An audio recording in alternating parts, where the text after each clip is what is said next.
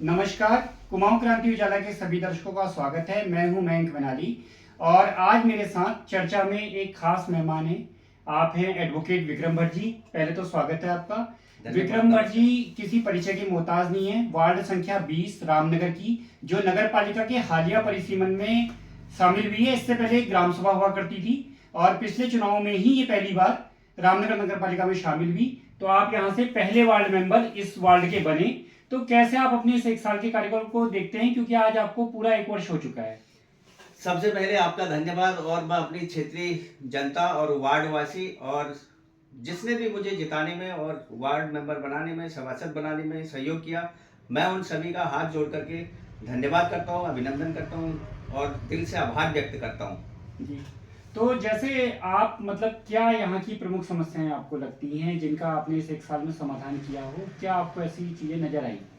देखिए मनाली जी, ये पहली बार मेरा वार्ड नंबर 20 चित्रकूट परिसीमन के बाद नगरपालिका में जुड़ा था।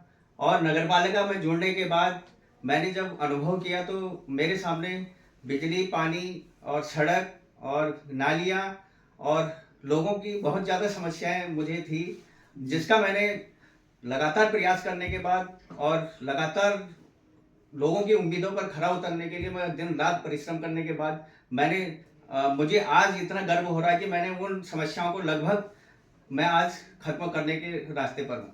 अच्छा, विधिक पेशे से आप आते हैं, एडवोकेट आप हैं, वकील हैं, तो कैसे एक मतलब आप एक सामाजिक क्षेत्र में हैं, ये राजनीतिक है, तो कैसे आप देखते हैं इसको?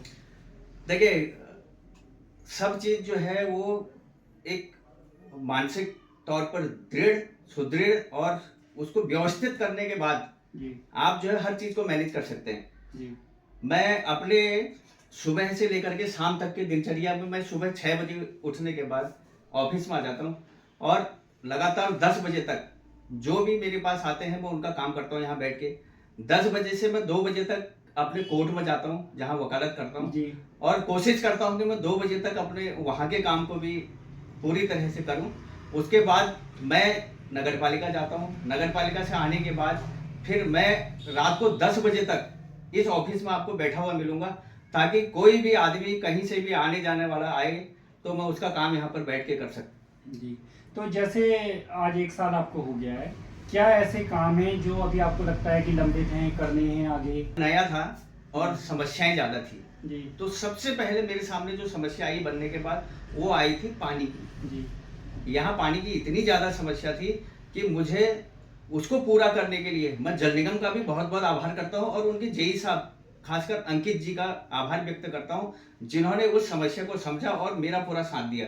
मैंने लगभग 6 लाइनें ऐसी नई उनसे अनुरोध करने पर जुड़वाई हैं जहां बिल्कुल पानी नहीं जाता था और वहां आज बहुत अच्छा पानी जा रहा है।